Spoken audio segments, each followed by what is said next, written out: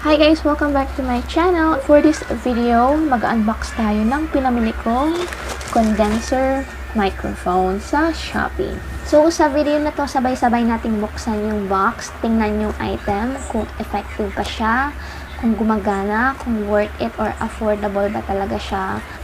Kung hindi ka ba nakakapag-subscribe sa aking channel, please click on the subscribe button and click on the notification bell para ma-notify kayo sa aking mga susunod na video. So, let's start!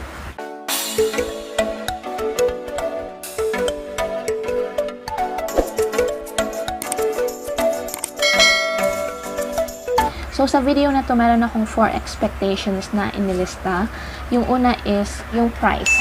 Second is yung quality. Third is yung durability. And yung pang-fourth is yung effectivity. So, tingnan natin kung gumagana talaga siya. Okay, so let's start.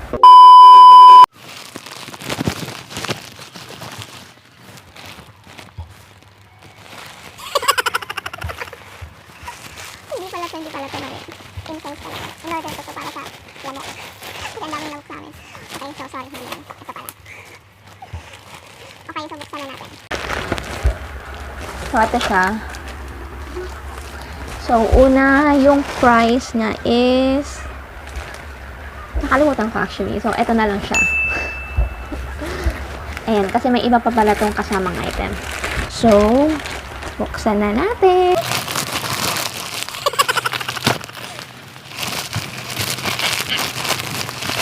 A few moments later.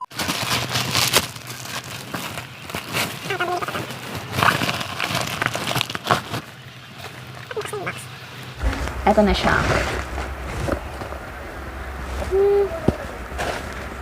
Okay naman.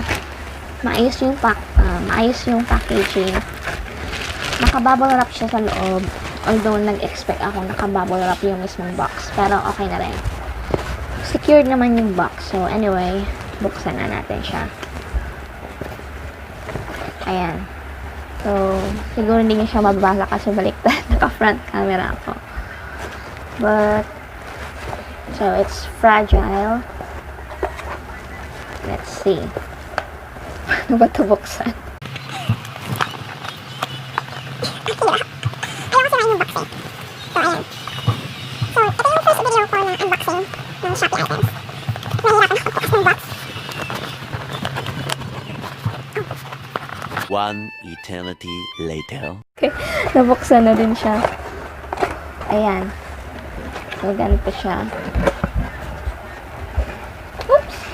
Ayan ang hulog. So, ayan yung item niya. So, meron siyang ganito. Oh, cute. Ang liit niya lang pala. Pero, ayan.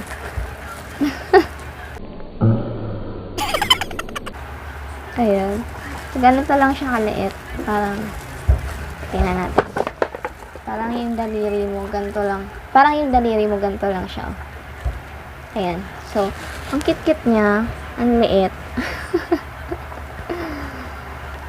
Meron din siyang mini stand. Ayan. Tripod. And, ito. Ayan. So, ito parang may rubber siya. So, hindi ko alam kung para saan to. Pero, set up na din natin siya. May kasama din siyang ganito. Not sure kung para saan. Yung laman ng box, guys, meron siya nito. Parang yung pang filter ba ng voice. Ito yung sa, I think, microphone holder to. Ayan. At may dalawa siyang parang rubber. So, hindi ko alam kung para saan yan. Tapos, ito yung tripod. Yung stand, mini stand. So, ayan. And, ito yung mismo microphone. So, ayan. Ganito lang siya kaliit. Parang kasing haba lang ng kamay ng babae. Actually, mas maiksi pa siya. Ayan. So, ito na siya, guys. So, try natin i-set up. Nakalimutan ko, meron pa pala siyang parang foam. Ayun. Tumalsik na sa gilid. Ayan, kasama siya. So, i-set up na natin siya.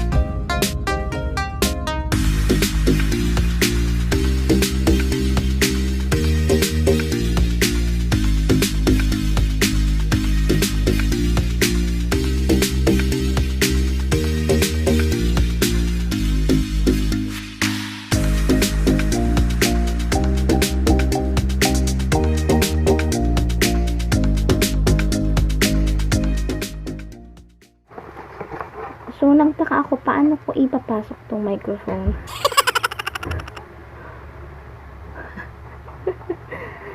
Yun pala, ganito lang.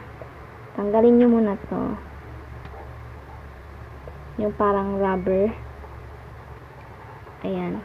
Kaya pala meron siya ditong extra. Ito. Kaya pala meron siyang extra ganyan. So, ito pala yung purpose niya. Ayan. So, tanggalin muna natin siya. Then, saka nyo ipapasok yung microphone. Mali pala. Dito pala dapat. So, hindi ko alam kung tama yung ginagawa ko. So, medyo nahihirapan ako. Pa-comment na lang kung tama ba yung ginagawa ko or hindi. Pero so far, parang tama naman siguro. So, not really sure kung tama ang aking ginagawa. So, ayan. So, babalik tong rubber. Parang mag-hold siya sa mismong microphone. Then, yung isa pa. Ito. So, papasok lang siya dyan. Oops. Medyo mahirap siyang gawin. In fairness. Ayan. So, yan pala yung purpose niya. Pang-hold ng mismong microphone. Ayan. Ito, yung rubber niya mismo kung nakikita niyo. Ilagay na natin yung foam.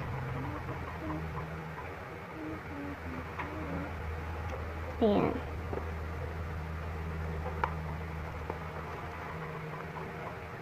Ayan. So, okay na siya. Ay, mali. Sabi ko, ba't parang may mali? Mali pala. Ba't pala nakababa ito? Ayan, sorry naman. Mali pala ako.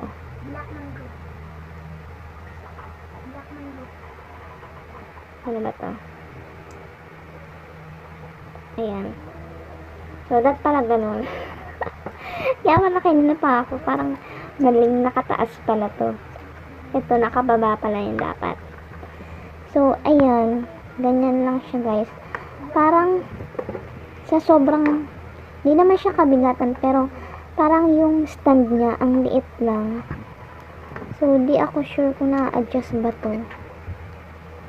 Parang hindi. Kasi ganyan siya, oh. Bumababa. pero try na natin.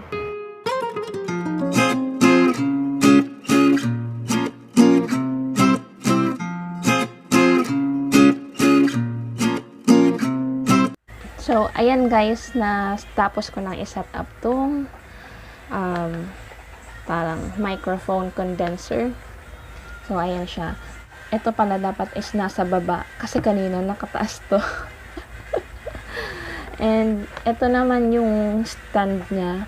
Hindi siya ganun ka-stable pero okay na din. Parang ang bigat lang nung body niya mismo kesa yung sa stand kasi ang liit. And parang nadulas siya. Ayan. Pero, so far, sa price niya, okay na din.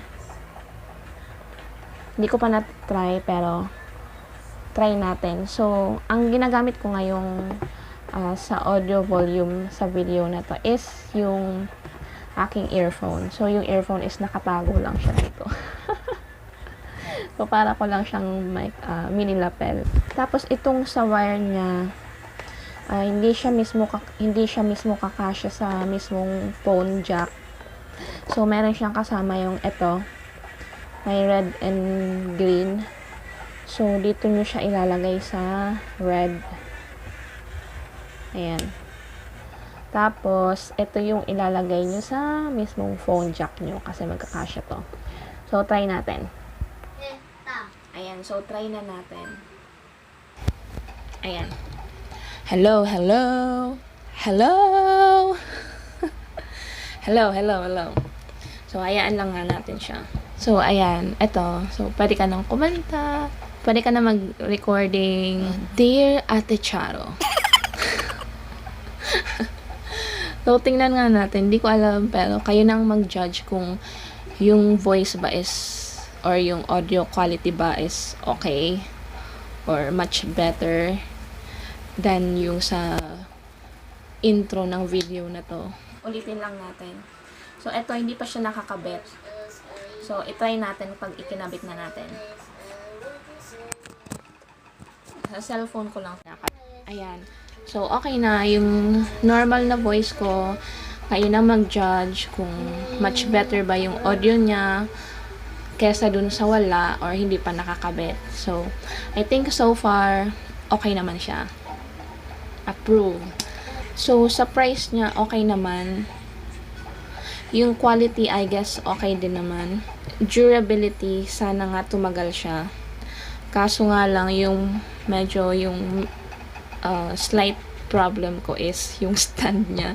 Kasi nandun na siya at hindi siya, ayan, hindi ko alam kung bakit. Parang, hindi siya ganun ka-stable. Or siguro talagang kailangan ganyan lang siya. Ayan. So, sa effectivity niya naman is okay. So, all in all, so far, i-rate ko to ng 8 out of 10. And so, para sa mga small YouTuber na katulad ko, again, audio is very important para sa quality ng ating mga YouTube videos. Nung nagsisimula pa lang ako is talagang super low quality ng audio ng mga videos ko kasi ang ginagamit ko pa lang is yung aking earphone. So, wala akong devices or tools na ginagamit. So, I'm so happy na meron na akong ganito and pwede ko na siyang gamitin sa mga susunod na videos ko.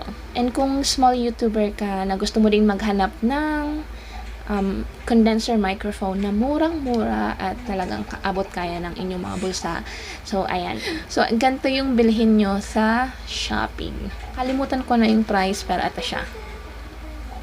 Sana magustuhan niyo itong video na to and sana makatulong din to sa inyo sa paghahanap ng microphone condenser na gusto nyong gamitin sa pagpa-vlog nyo para sa inyong mga YouTube videos.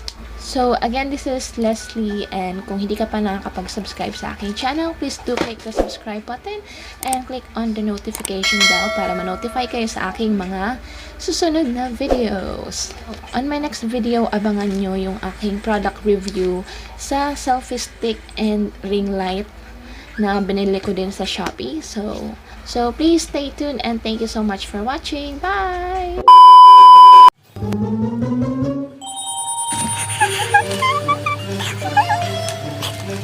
Ha ha ha ha!